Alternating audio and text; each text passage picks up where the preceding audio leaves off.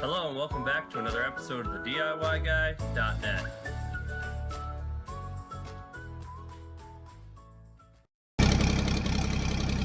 Alright, today we're going to be showing you how to change the rear sprockets on your dozer. We're using this John Deere 350B here. As you can see, when we try to turn or steer the dozer, the track chain slides up over the top of the sprocket because the sprocket is so worn. So we're going to show you how to replace your rear sprockets without separating or taking the track apart.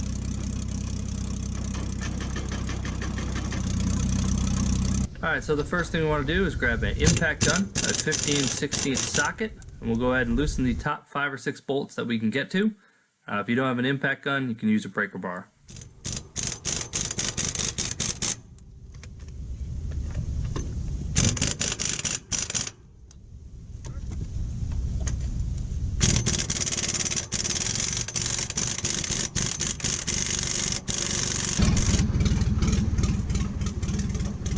Alright, so now that we have those 5 or 6 top bolts removed, we can go ahead and back the dozer up onto blocks, putting the block on the last bottom roller closest to the sprocket, and then we can go ahead and make sure that we can get to the other 5 or 6 bolts holding the sprocket on. We'll go ahead and put the blade of the dozer down to pick up the front of the dozer to get the front part of the tracks off the ground.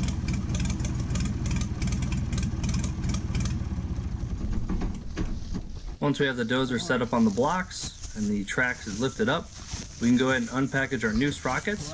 Whoa, look at those new sprockets. Alright, so now that we have our new sprockets unpackaged, we can go ahead and grab a come along. We're going to hook one end around the track adjuster piston in the front, right next to the front roller or wheel. And the other side we're going to attach right to the track chain, right on the back side of the sprocket.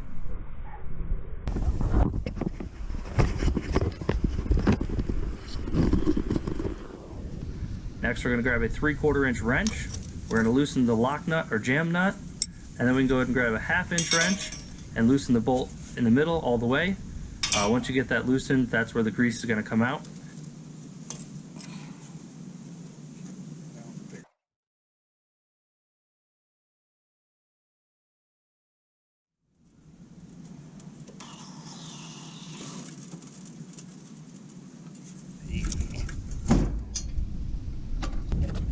Alright, so once we have that 1/2 inch bolt removed, we can go ahead and slowly tighten the come along a couple of clicks at a time, letting the grease push out of the track adjuster piston.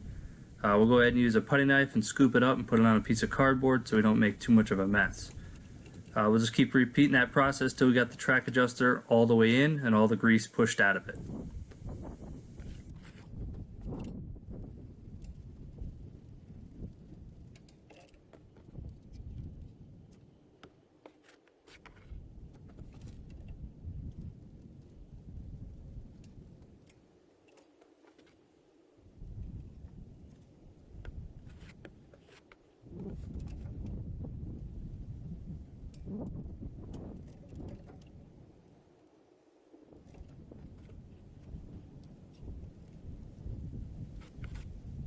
Alright, so now that we have that track adjuster pushed all the way back and all the grease pushed out, you can see the track is nice and loose now.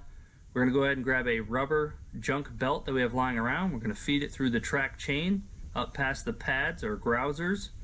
Then we're going to go ahead and grab a strap and hook it up to the handlebar or grab bar right next to the seat, and then through that rubber belt we'll go ahead and ratchet it tight. We want it to pull back, so we're going to go on a little bit of an angle. That way it'll help pull the extra slack towards the back of the rear sprocket.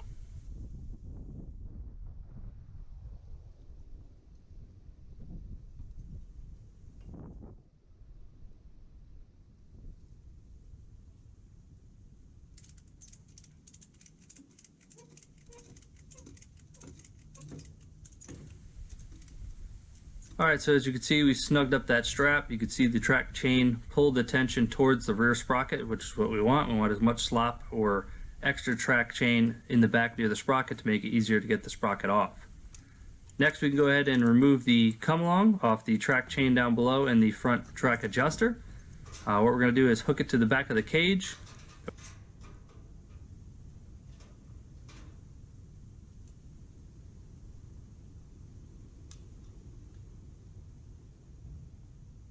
We're going to go ahead and take another old belt, run it through the track chain and through the grouser pad, and hook it to the come along. We'll go ahead and tighten that up to pull upward over the top of the rear sprocket to give us a little more room.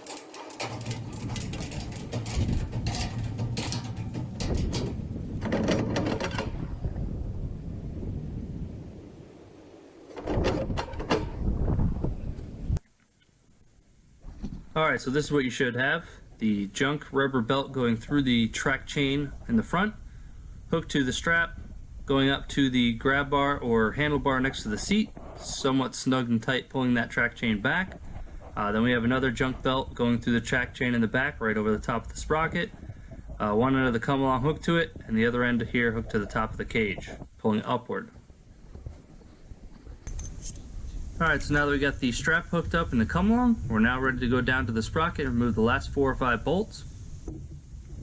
You can remove them by hand if you have them that loose. If you don't, you can go ahead and use your breaker bar and socket, or your impact and socket to remove the rest of the bolts. Be careful when removing the last one. The sprocket may pop off, depending on how long it's been on there.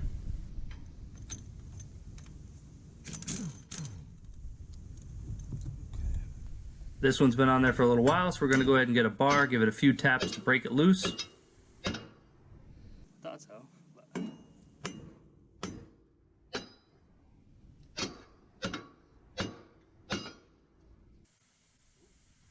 Once we have the sprocket pop loose, this next step is easier with 2 people, one person to wiggle the track chain and one person to grab the sprocket and pull it out.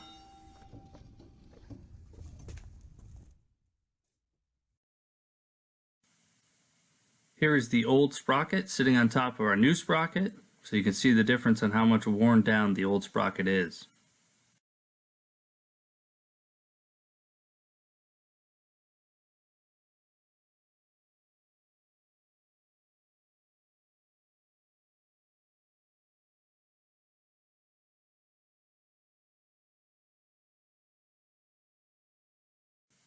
Alright, next you want to make sure your threads are clean. You can take an air hose and blow them out.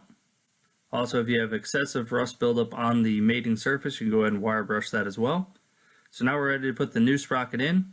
Same thing, it's easier with 2 people, one person to kind of wiggle the track, one person to set the sprocket down inside. You may want to use a pry bar to lift the track chain up and over the sprocket, or to adjust the sprocket.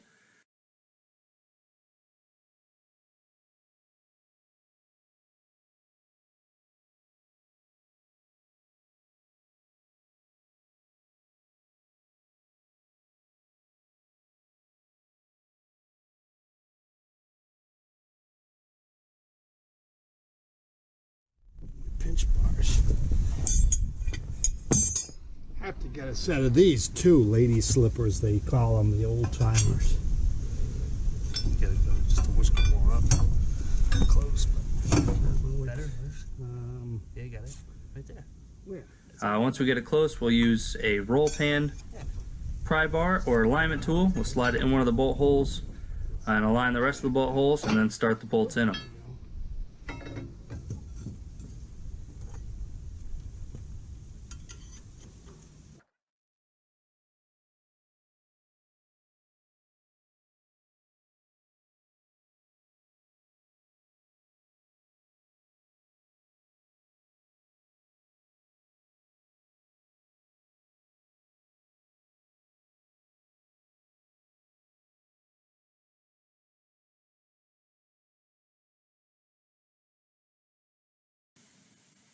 Once we have all the bolts finger tight, we can go ahead and tighten what we can with our impact and socket, or our breaker bar and socket.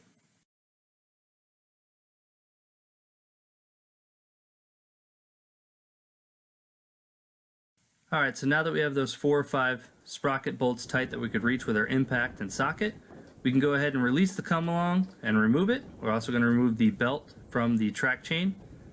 Next, we'll go ahead and remove the strap off the top of the handlebar, releasing it, and also removing that belt from the track chain as well.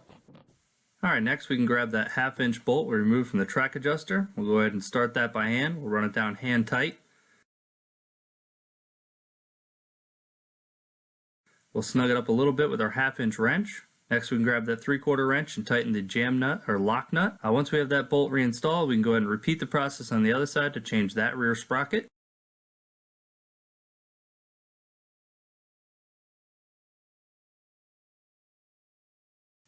Alright, now that we have both rear sprockets replaced, we can go ahead and start the dozer, drive it forward just a little bit, just enough so we can reach those other bolts that we didn't tighten while it was up on top of the blocks.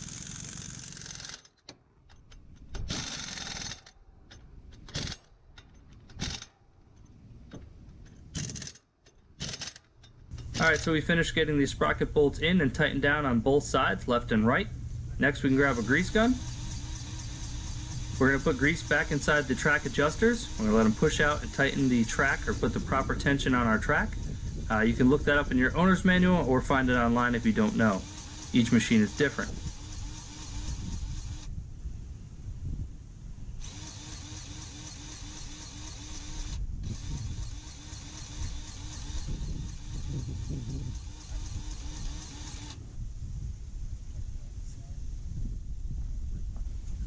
We'll do the same thing on the other side. Once I have both sides pumped up, we can go ahead and test it out. I like to run it for a little while to ensure that we have the proper tension on it.